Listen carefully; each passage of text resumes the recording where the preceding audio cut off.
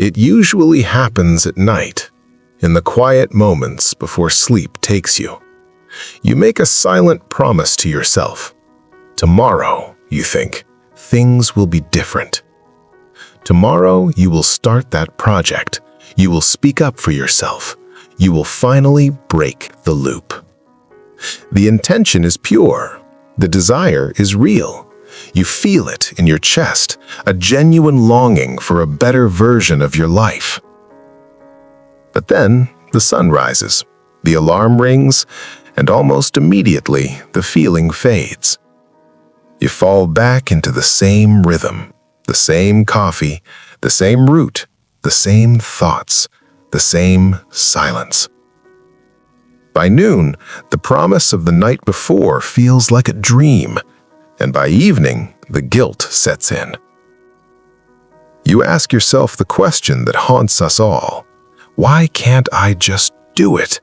Why do I choose to stay stuck even when I'm desperate to move? It feels like self-sabotage. It feels like a lack of discipline. But it isn't. It is something far deeper. And strangely, it is an act of love from your own biology. To understand why we stay stuck, we have to understand the primary job of the brain. We like to think our brain's job is to make us happy, to make us successful, to help us self-actualize. But it isn't. Your brain has one job above all others: to keep you alive. To the primitive part of your mind, the part that has been with us for thousands of years, the unknown is dangerous. Change, by definition, is the unknown, even positive change. If you are unhappy but you are safe, your brain considers that a win. It prefers a familiar hell over an unknown heaven, because in the familiar hell, it knows where the exits are. It knows how to survive the pain. It has mapped the terrain of your sadness. But the unknown, that is where the predators live. That is where the risk lies. So, when you try to change, when you try to step off the path, your brain doesn't see growth, it sees a threat. It sounds the alarm, it floods your body with hesitation, it creates fatigue, it invents excuses that sound perfectly logical. I'm too tired today.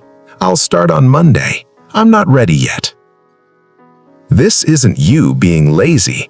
This is your internal guardian locking the gates to keep you safe inside the walls of who you used to be. There's a strange comfort in our struggles. We identify with them. I am a procrastinator. I am shy. I am not a creative person. We wear these labels like a heavy coat. The coat is heavy, yes. It weighs us down. It makes it hard to move. But it is also warm. And we have worn it so long we don't know what the wind feels like without it. Psychologists call this homeostasis. It is your system's desire to maintain a stable baseline. Think of a thermostat in a house. If the temperature is set to 70 degrees and you open a window to let in a fresh, warm breeze, the heater turns off. The air conditioner kicks on. The house fights to get back to 70 degrees. Your identity works the same way. If you see yourself as someone who struggles financially, and suddenly you get an opportunity to make money, your internal thermostat kicks in. You might feel anxious. You might self-sabotage the deal. You unconsciously cool the room back down to the temperature you are used to. Because that temperature feels like you, and changing that temperature feels like a death of the self. So, how do we fight this? Most of us try to use force. We try to break the door down. We rely on willpower. We watch motivational videos. We scream at ourselves in the mirror. We decide to change everything at once.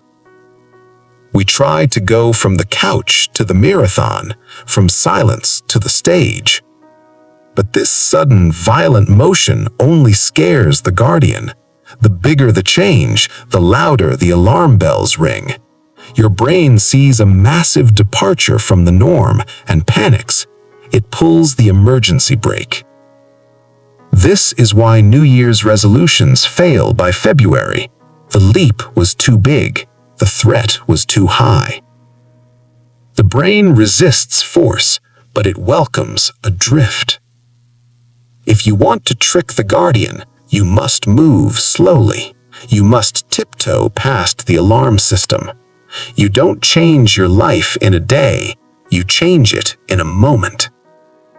The Japanese have a concept called kaizen, continuous, tiny improvements. Changes so small your brain even doesn't notice them. If you want to write a book, don't vow to write a chapter today. Vow to write one sentence. Your brain isn't afraid of one sentence. There's no danger in one sentence. The guardian stays asleep. But once that sentence is written, something shifts.